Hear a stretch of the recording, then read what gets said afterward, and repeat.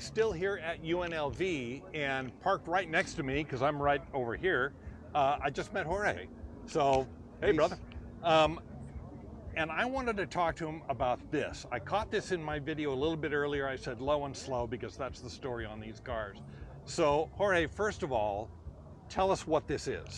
This is a 1964 Chevy Impala convertible super sport.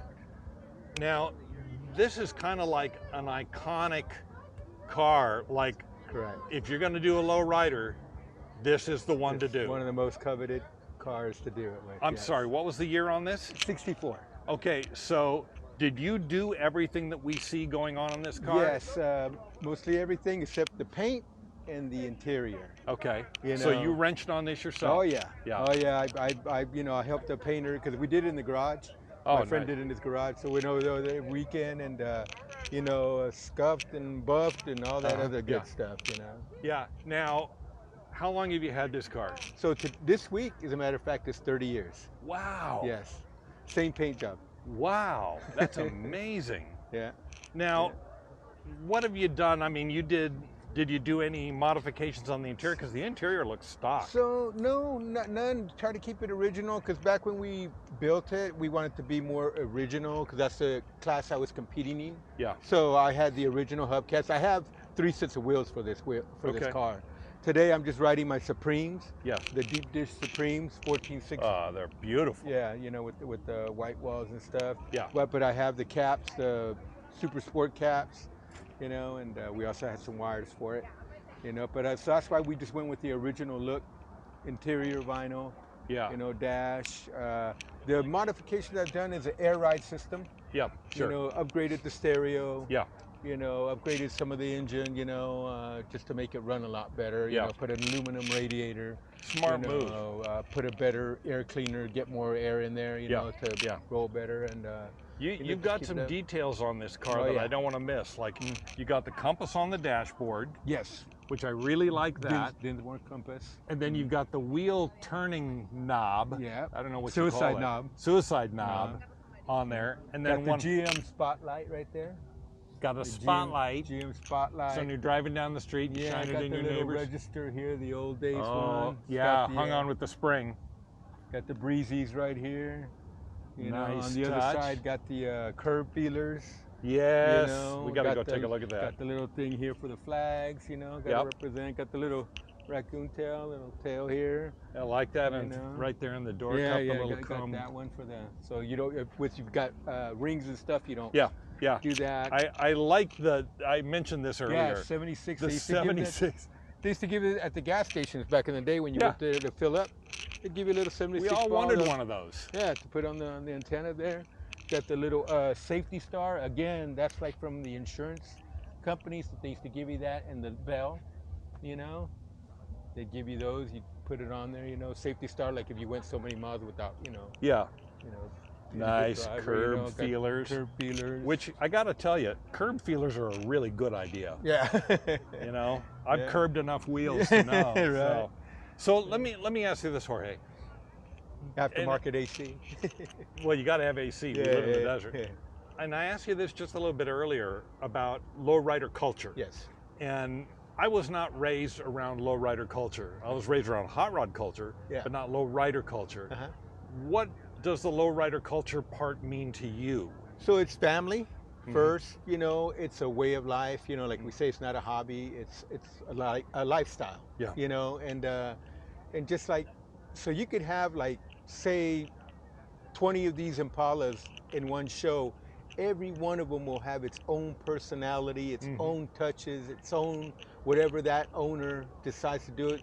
They all have their own little way of tweaking the cars and stuff like that, and that's just what we do. That's just our. That's, like I said, they start out as a hobby, but then as you get into it, it's a lifestyle. Yeah. And that's what I go to work every time. I'm go to work all week, but then on the weekends, this is what I do. Yeah. Go cruise around, especially on a nice day. Yeah. Get in the car, rev it up, cruise it around. And so it's like a whole culture. Yeah. And then tomorrow, as a matter of fact, at Sunset Park, we're having a get together for one of the clubs here. Yeah, I saw that. They're celebrating their 2-year anniversary.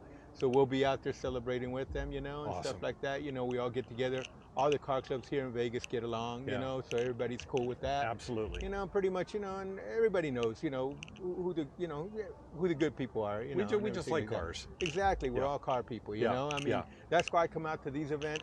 You know, as long as they'll have me, I'll come. Exactly. You know, I don't look at it like, oh, you know, that's just more of a hot rod or more of a whatever. Right. No, as long as they say all vehicles welcome, I'm there. And when we do our car shows, we do the same thing. We put on there all vehicles, solo riders, car clubs, all welcome. That's how we roll. You know, and that's what we like about it. You know, just bringing car people together, getting together, mesh, introduce each other. And telling the rest of this country can learn a lesson if they hung out at more car shows. Exactly. You know what I'm saying? Exactly. You know, you get to meet some great people. Absolutely. You know, and you know, this is their inaugural event, so it's going on. It is.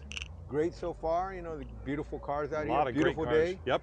Our first warm day here in Vegas. Yeah. So, but we're gonna put up with it and go from there. Yeah. You well, know? look. Let me ask you this. Yes, sir. So, these cars and the culture that goes along with this car, for you, where does that come from?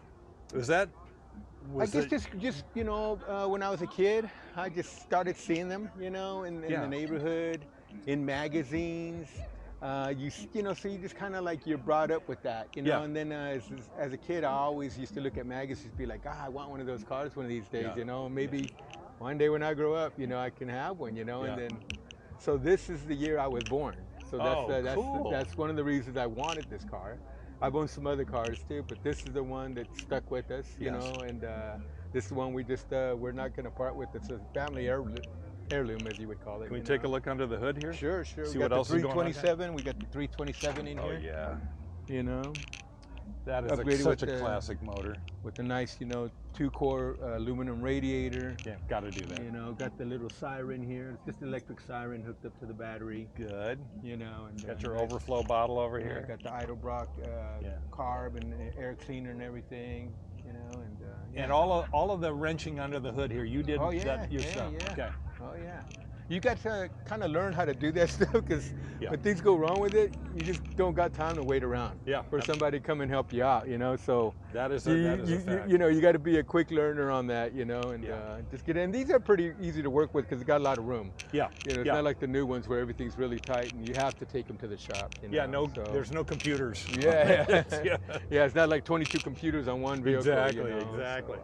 So, well, I got to tell you, Jorge, this is just beautiful. Thank you. I'm glad that I got to park next to you here this morning because this is just really. Hey, your car's been getting a lot of attention all day too, man. That's a beautiful ride.